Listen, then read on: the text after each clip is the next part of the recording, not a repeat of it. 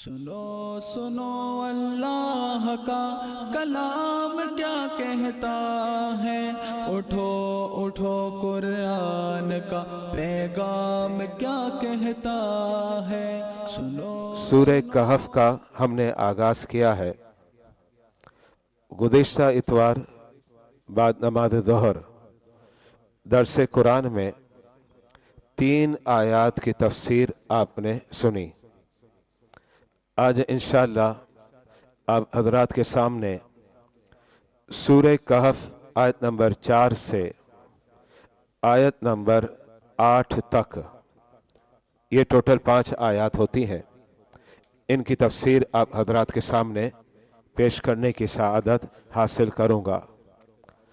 اللہ رب العزت کلمات حق کہنے کی توفیق عطا فرمائے اور کلمات حق کو سننے کے بعد اس پر عمل کرنے، قلب و جگر میں بسانے اور مزید آگے پہنچانے کی توفیق عطا فرمائے۔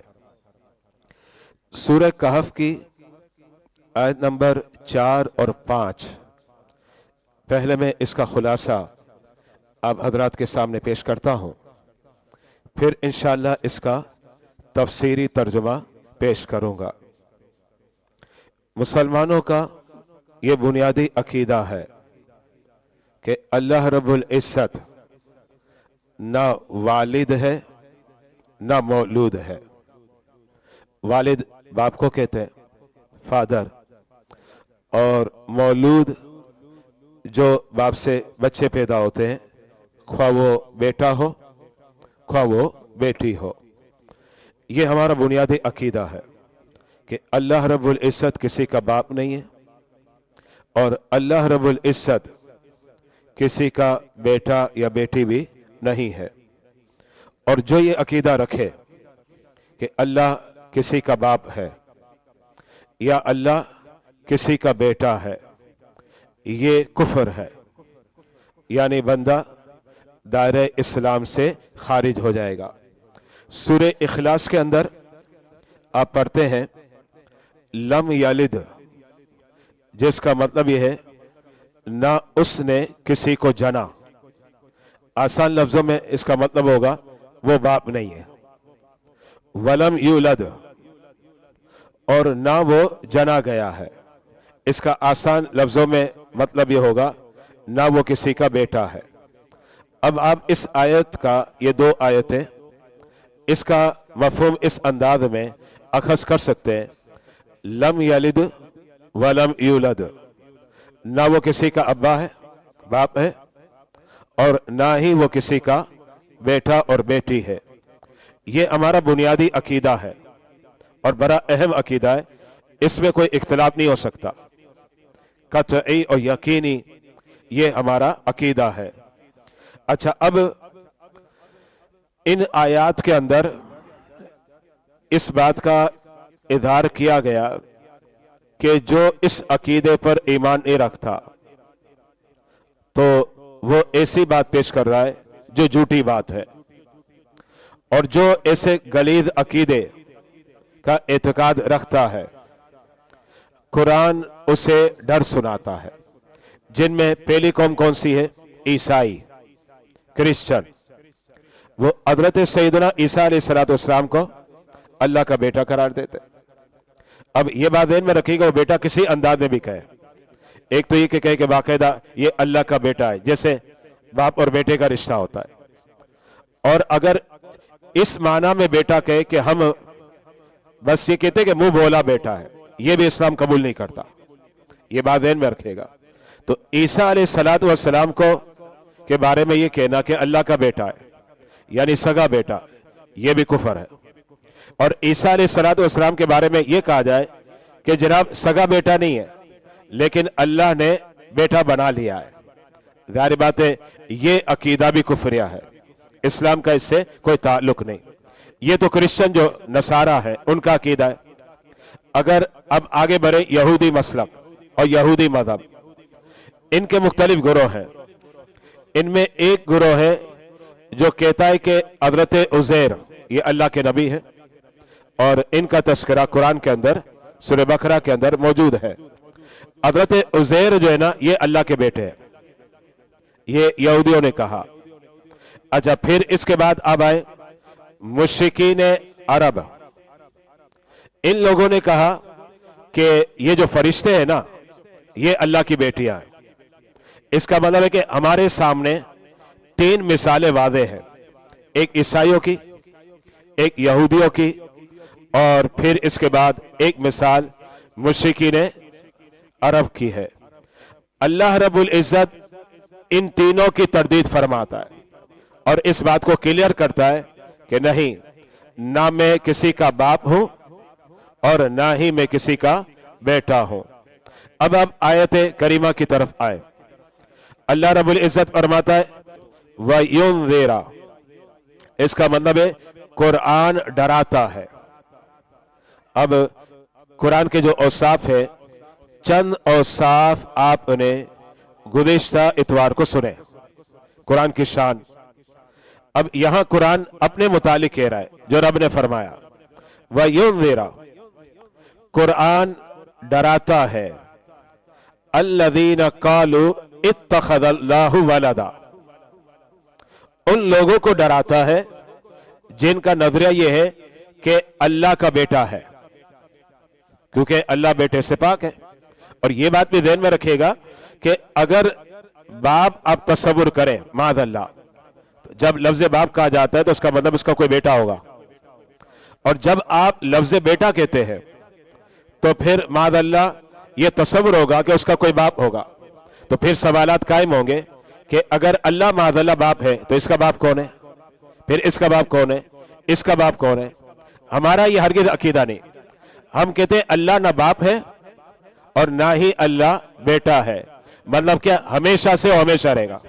तो अब ये जो सवालात कभी कायम होते हैं कि अल्लाह ने सबको पैदा किया, तो अल्लाह को किसने पैदा किया, शैतानी वसवसा आता है कि अल्लाह को किसने पैदा किया।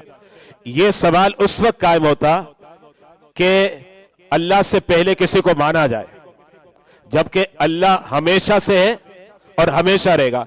पता है चला ये सवाल करना ही रॉन्ग है, ये सवाल कायम ही नहीं होता। और अगर जहनों में सवाल आए तो ये वसवसा अंदाजी है शैतान की जानिब से।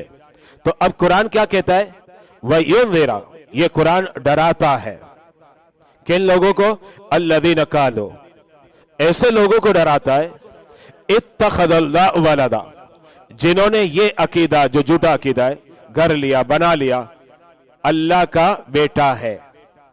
फिर इसके बाद कुरान क्या कहता है, कुरान ये कहता है मा लहुम बिही मिन इल्म, ये वही कह सकता है जिसके पास इल्म ना हो, जिसके पास इल्म नहीं वो कह सकता है।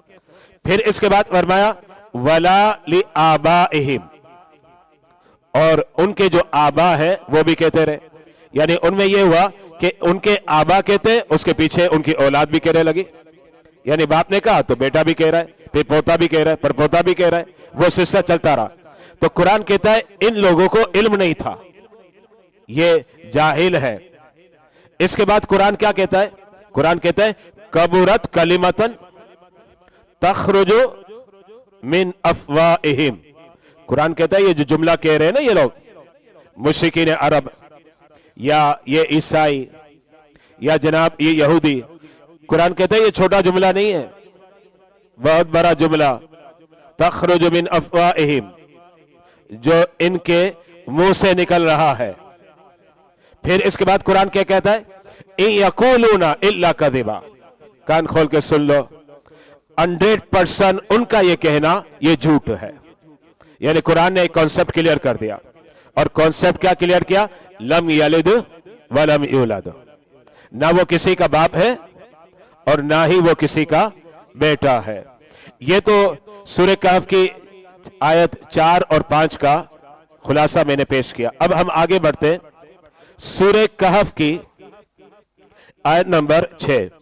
पहले मैं इसकी थोड़ी वजाहत कर दूं, तफसील कर दूं, फिर इसके बाद इंशाअल्लाह इसका तफसीरी तर्जुमा आपके सामने पेश करूंगा। इंसान को जब कोई सदमा लगता है, शौक लगता है, उसकी 3 कैफियतें आप बना लें, एक तरतीब में आपको बता रहा हूं।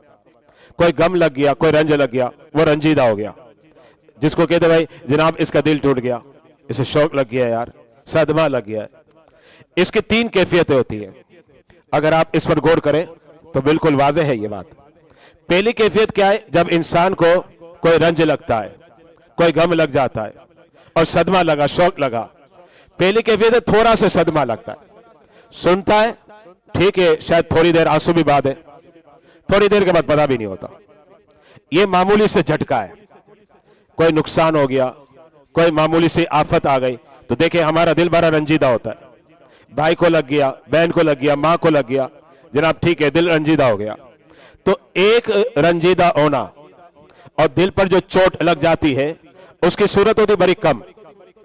اب اس سے آگے بڑھے, دوسرا ایک صدمہ لگتا ہے, دوسرا ایک شوق لگتا ہے. وہ صدمہ, وہ شوق وہ زیادہ ہوتا ہے. دل پر چوٹ لگی ہے اور وہ جلدی انسان بھولتا بھی نہیں ہے, بلکہ اس کے دل پر وہ قائم رہتی ہے, بڑا رنجیدہ رہتا ہے کیونکہ شوق لگ گیا, صدمہ لگ گیا. مثال کے طور پر والد کا انتقال ہو گیا, ماں کا انتقال ہو گیا, بھائی کا انتقال ہو گیا. اب دیکھیں ایک صدمہ لگا دل پر, بھائی کو لگے گا, بیٹے کو لگے گا, بیٹی کو وہ چوٹ پہنچتی ہے. اب یہ جو صدمہ لگا, یہ شوق لگا, یہ جو رنج غم اس کے دل پر طاری ہوا ہے, یہ ایسا ہے کہ اس کا اثر کبھی 1 دن رہتا ہے, کبھی 3 دن رہتا ہے, تو کبھی ہفتے, 2 ہفتے, 3 ہفتے, 4 ہفتے, مہینے میں ختم ہو جاتا ہے. باپ کا انتقال ہوا, بڑی محبت کرتا تھا, آج بھی روتا ہے, کل بھی روتا ہے, پرسوں روتا ہے. 1 ہفتہ گزرا, 2 ہفتہ گزرا, مہینے کے بعد آپ دیکھیں چینج ہو جاتا ہے. چلے ٹھیک ہے, بہت زیادہ محبت کرتا تھا تو وہ صدمہ 2-3 مہینے تک رہتا ہے. یہ صدمہ اور رنج جو انسان کو پہنچتا ہے, یہ اس کی دوسری کیفیت ہے. پہلے ہلکا تھا, اب یہ اس سے بھاری ہے. لیکن یاد رکھیے گا, ایک ایسا صدمہ لگتا ہے, ایک ایسی چوٹ انسان کے دل پر لگتی ہے کہ اس میں کبھی اٹیک ہو جاتا ہے. آپ دیکھیں نا, کوئی خبر آتی ہے تو کہتے ہیں یار فلاں کو مت بتانا ہے, کمزور دل والا ہے, سنے گا جھٹکا لگے گا, جائے گا بیچارہ, دنیا سے چلا جائے گا.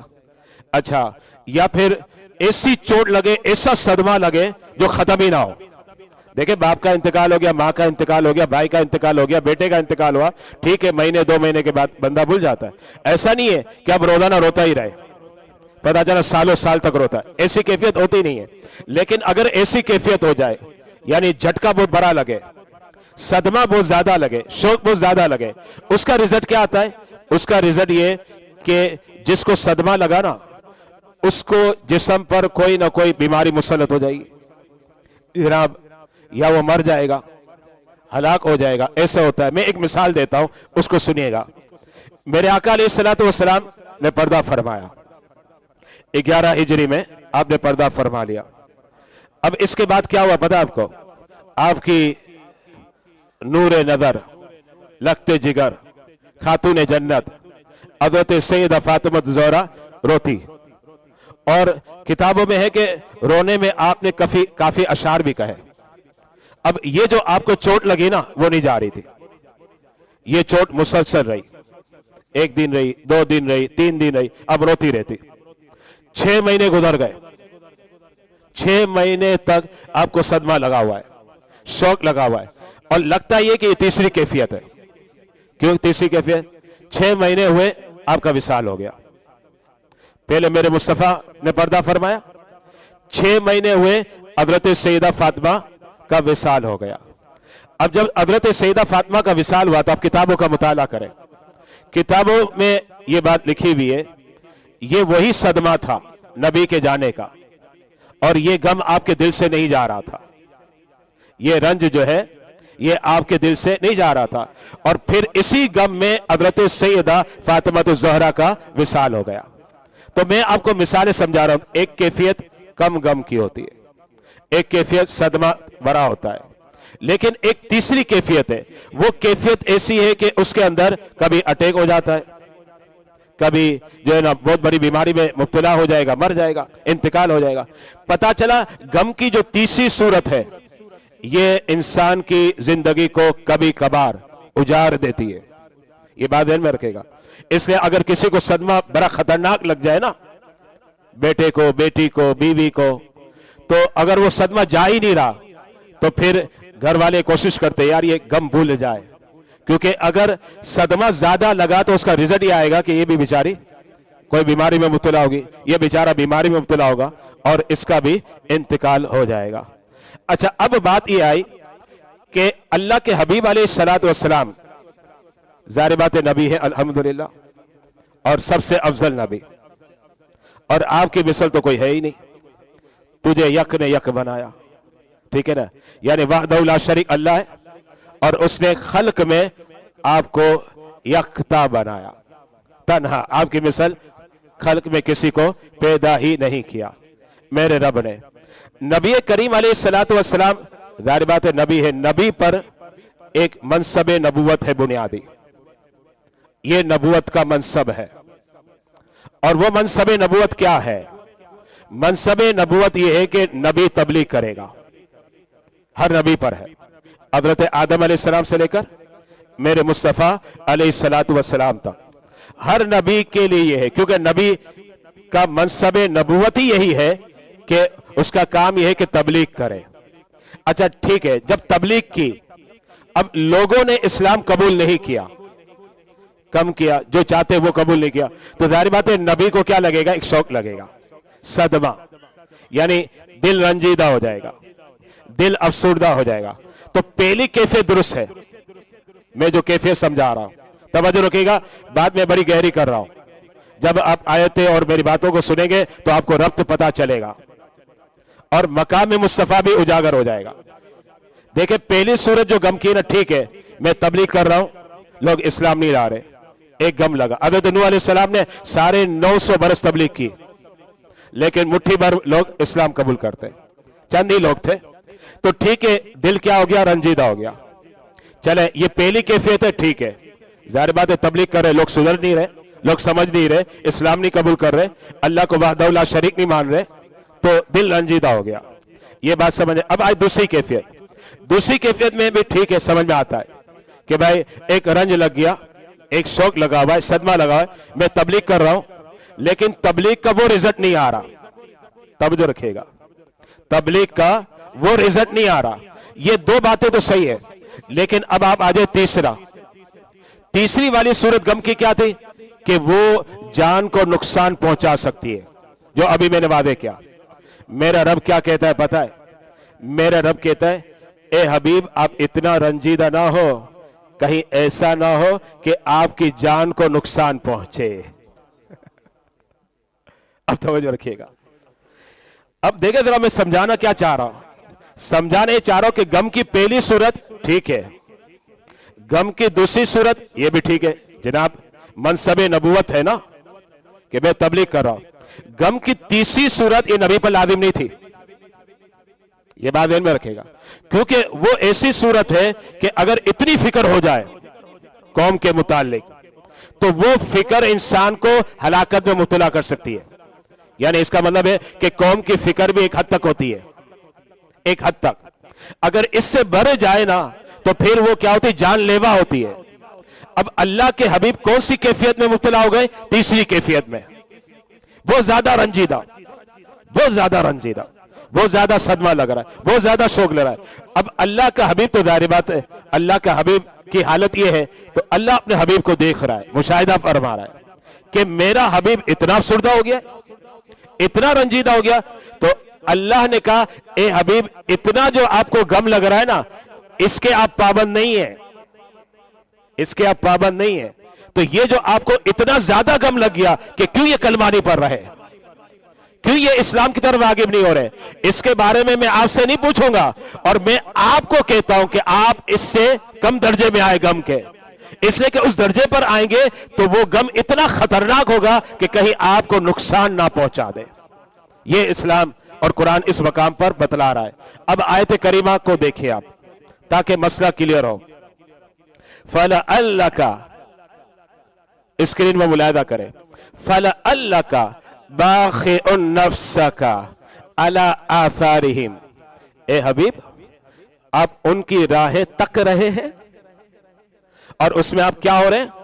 باخع النفس کا، باخع کہتے ہیں نقصان، ہلاکت، کہیں ایسا نہ ہو اتنا آپ تک رہے کہ کلمہ پڑھ لے کلمہ پڑھ لے، یہ آپ کی جان کو نقصان نہ پہنچا دے. کیوں؟ ان لم یؤمنوا بہذا الحدیث اسفا، کیونکہ آپ کے ذہنوں میں یہی بات بیٹھی ہوئی آپ کے ذہن کے اندر کہ یہ اسلام کیوں قبول نہیں کر رہے. اب یہ آپ کو غم لگ رہا ہے، لیکن کہیں یہ غم جو ہے نا آپ کو نقصان نہ دے. مطلب یہ کہ اتنا غم آپ نہ، تھوڑا غم کم کریں، اس لیے کہ اس حوالے سے رب کی بارگاہ سے پرسش نہیں ہوگی. پہلا غم اور دوسرا غم صحیح ہے، اور تیسرا غم جو ہے یہ نقصان دہ ہے. یہ بتا. اب یہاں ایک بات غور کریں، میں جو بتا رہا ہوں اب اس کا رزلٹ کیا نکلے گا، وہ غور یہ کرنا ہے آپ نے. مکے میں مسلمان آباد، ظلم و ستم بڑے ہوئے مسلمانوں پر، اتنے ظلم و ستم ہوئے، مسلمان اتنے بے بس ہو گئے کہ مجبور ہو گئے کہ انہیں اب مکے سے مدینہ جانا پڑا. کوئی ایسے ہی ہجرت نہیں کرتا. مکہ آبائی گھر، زمین اپنی، پیدائش یہاں کی، جناب کاروبار یہاں ہے، مکان یہاں ہے، اچھا زمینیں یہاں ہے. صحابہ کرام نے کیا کیا؟ مکہ چھوڑ دیا، آبائی وطن ہے. کہاں ہجرت کی؟ مدینہ طیبہ کی طرف. اور یہاں ایک اور بات بتانا چاہ رہا ہوں قابل توجہ ہے، وہ یہ ہے جب مہاجر آئے نا مدینے میں، تو مہاجر صحابہ کے پاس تو کچھ بھی نہیں تھا، یہ تو سارے تنگ دست ہو گئے. ٹھیک ہے مکے میں پیسہ ہوگا، زمین ہوگی، مدینے میں کچھ بھی نہیں ہے. اللہ کے حبیب نے کیا فرمایا کہ ایک انصار صحابی لیا، ایک مہاجر صحابی، ان دونوں کے درمیان اخوت اور بھائی چارگی قائم کر دی. بلکہ بخاری کی روایت سنا رہا ہوں، سنیے گا. حضرت سیدنا امام بخاری نے اس روایت کو لکھا. ایک صحابی سعد بن ربی مالدار تھے، یہ انصار ہے، مدنی ہے. اور ایک صحابی تھے حضرت عبد الرحمن بن عوف. اللہ کے حبیب نے فرمایا میں نے ان دونوں کو بھائی بنا دیا. یہ مواخات. سعد بن ربی جو انصاری مدنی صحابی ہے، وہ اب اپنے بھائی کو کہتے عبد الرحمن بن عوف کو جو مہاجر ہے، کہتے ہیں اللہ نے مجھے بڑا مال دیا، آدھا میرا آدھا آپ کا ہے. اتنا دل سگے بھائی کو کوئی دینے کو تیار نہیں ہے. آدھا کیا، تھوڑے پر لڑنا مرنا پتہ نہیں کیا کیا شروع ہو جانا. نبی نے ایسا رشتہ قائم کیا، سگے نہیں ہے، سوتیلے نہیں ہے. حضرت سعد بن ربی مہاجر صحابی حضرت عبد الرحمن بن عوف سے کہتے ہیں میری جتنی بھی پراپرٹی ہے، میری جتنی بھی جگہ ہے، آدھی میں نے آپ کو دی، آدھی میری. اب سنیں دوسری بات یہ ہوئی، ان کی دو بیویاں تھی، یہ بخاری کے اندر ہے، صحیح حدیث پیش کر رہا ہوں. ان کی دو بیویاں تھی. کیا کہتے پتہ ہے؟ کہتے ہیں میری دو بیویاں ہیں اور پردے کا حکم نہیں آیا تھا. پردے کے حکم سے پہلے کی بات کر رہا ہوں. آپ نے فرمایا جاؤ میری بیویوں کو دیکھو، ان دو بیویوں میں جو آپ کو اچھی لگے نا آپ مجھے بتا دیں، میں اسے طلاق دیتا ہوں، وہ عدت گزاریں گی اور آپ ان سے نکاح کر لیں. یہ جو مؤاخات نبی نے قائم فرمایا تھا مدنی اور مکی صحابہ کے مابین، مجھے لگتا ہے قیامت تک اس کی مثال نہیں ملے گی. بلکہ فرشتے بھی رشک کرتے ہوں گے کہ ایسی بھائی چارگی کہ آدھی دولت دے دینا، دو بیویاں تو کہا ایک بیوی بھی قربان. یہ بھائی چارگی کی مثال آپ کو کہیں نہیں ملے گی. یہ معاملہ ہوا. اب میں آپ کو بتانا کیا چاہ رہا ہوں، بتانے یہ چاہ رہا ہوں کہ مکے سے مدینے صحابہ آئے، گھر بار سب کو چھوڑ دیا. مکے میں پیسہ ہوگا تو مدینے میں تو کچھ بھی نہیں ہے، جیب خالی، پیسہ ہی نہیں ہے، یعنی غربت دیکھ رہے ہیں. لیکن یہ کیوں کیا؟ ظاہر بات ہے وہ دیکھ رہے تھے کہ مکے میں ہم رہ نہیں سکتے، مکے کے اندر رہ نہیں سکتے. اس کا مطلب ہے کہ اس کا رنج نبی کو پہنچ رہا ہوگا نا کہ دیکھیں ہم پر ظلم ہو رہا ہے، ہمیں ستایا جا رہا ہے.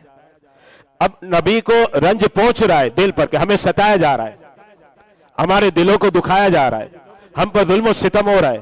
لیکن ذرا توجہ رکھیے گا، پھر بھی نبی اس کو خاطر میں نہیں لے رہے، بلکہ نبی اس بات کو خاطر میں لے رہے کہ مولا ٹھیک ہے ظلم کرتے کریں، لیکن یہ بندے اسلام کیوں نہیں قبول کرتے، اس کا درد مجھے ہو رہا ہے.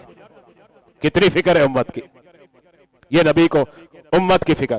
اور ایک اور حدیث سنا رہا ہوں، جو बुखारी और मुस्लिम के अंदर है।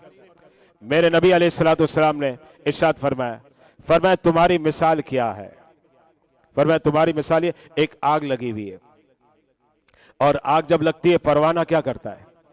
जब वो देखता है ना रोशनी को, आग को, तो झपटता है, लेकिन रिजल्ट क्या निकलता है? मर जाता है। वो चिपकता है, गिरता है, मर जाता है। यानी इसको आप क्या कहेंगे? अगर आप गौर करें तो आप कहेंगे ये इसकी बेवकूफी है कि आग को देखता है, झपटता है, लेकिन मर जाता है, क्योंकि वो अपने आप को मार रहा है। इसलिए आप क्या कहेंगे? बेवकूफी। मेरे नबी ने फरमाया तुम्हारी मिसाल परवाने की है। ये बुखारी मुस्लिम की हदीस है। फरमाया तुम्हारी मिसाल परवाने की है। तुम दुनिया की रौनकों को देख रहे हो, आग को देख रहे हो, तो जाने की कोशिश करते हो, और मेरी मिसाल ये है कि मैं तुम्हें पीछे से खींचता हूं। नहीं, ये आग है, इससे बचो वरना तुम हलाक हो जाओगे। ये नबी का अपनी कौम से मोहब्बत है, अपनी कौम से चाहत, अपनी उम्मत से चाहत। अच्छा, अब अगली आयत आपके सामने पेश करता हूं। सूरह कहफ आयत नंबर 7। इस आयत करीमा में अल्लाह ने पहले दो चीजें जिक्र की, फिर अल्लाह ने फरमाया ये तुम्हारा इम्तिहान है। दुनिया को क्या कहा जाता है? इम्तिहान गाह। दुनिया को कहते हैं दारुल अमल, और आखिरत क्या है? दारुल जज़ा। अल्लाह रब्बुल इज़्ज़त ने दो चीजों का जिक्र किया। कुरान क्या कहता है सुनिएगा, इन्ना जअलना मा अलल अर्द। रब कहता है जो भी जमीन के ऊपर तुम देखते हो ना, इन सब को हमने पैदा किया। जाहिर बात है हमारा ईमान है। अब जमीन पर क्या है? सबसे पहले तो हम ही हैं। जमीन पर सबसे पहले तो हम हैं। अच्छा, फिर जानवर भी है, जमीन पर शजर भी है, जमीन पर पेड़ भी है, माशाअल्लाह, बड़े बड़े चश्मे, नहरें, दरियाएं, पहाड़, बगीचे। अब अल्लाह कहता है सबको हमने पैदा किया। किसके लिए पैदा किया? ज़ीनत अल्लाह। रब कहता है ये सब जमीन की जीनत है, जमीन का हुस्न है। पता चला हमारा होना, जानवरों का होना, मवेशी का होना। अच्छा, नहरें, चश्मे, ये सब क्या है? जमीन को खूबसूरत करते हैं। तो रब कहता है जो जमीन पर है हमने उसको पैदा किया, और वो जो हमने पैदा किया ये इसलिए पैदा किया ताकि जमीन क्या हो जाए? आराइश वाली हो जाए। अब इसके बाद क्या होगा? इंसान इसकी तरफ देखेगा, वाह क्या जमीन खूबसूरत है, क्या चमक दमक है। अब जब चमक दमक देखता है तो फिर कभी क्या होता है? याद इलाही से गाफिल हो जाता है। और ऐसे भी लोग हैं अल्हम्दुलिल्लाह जो याद इलाही से गाफिल नहीं होते, क्योंकि वो समझते भाई जमीन पर जो पैदा हुआ अल्लाह ने बनाया, ये जमीन की जीनत है। और रब क्या कहता है? रब कहता है लिनबलुवहुम अय्युहुम अहसनु अमला। ये तुम्हारी आजमाइश के लिए है। अब वाज़े हो जाएगा लोगों के सामने कौन अच्छे अमल करता है, कौन बुरे अमल करता है। ये कुरान कहता है। इसका मतलब ये कि दुनिया के हुस्न के पीछे ना भागा जाए। ये दुनिया क्या, मैं सिर्फ एक हदीस से मिसाल पेश कर देता।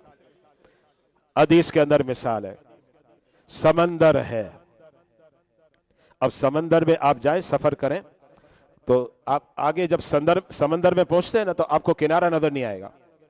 मैंने ऐसे बहुत सफर किया, किनारा नजर नहीं आएगा। आप चारों तरफ देखें, आपकी हद निगाह तक आपको समंदर नजर आए।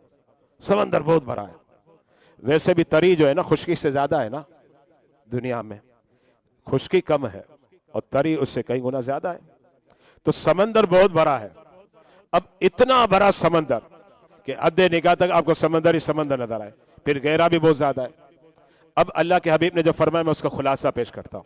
यह मिशकात शरीफ के अंदर हदीस बार का मौजूद है। मेरे नबी ने फरमाया कश्ती है ना, कश्ती, इसके एक किनारे पर एक चिड़िया आई। चिड़िया को अरबी में कहते हैं उस्फुर। चिड़िया आई, उसने क्या किया? अपनी चोंच इसमें मारी, बस चोंच मारी, खत्म। अब मुझे बता, चिड़िया चोंच मारेगी, क्या पानी आएगा? इतना बड़ा समंदर। यहां तो ये मिसाल भी फिट नहीं होगी कि जनाब समंदर से जो ना कूदा निकाल लिया। ये भी मिसाल मुझे नहीं लगती कि सही है। अब चिड़िया ने चोंच मारी, तो चिड़िया जो चोंच मारती है उसमें क्या पानी आया होगा?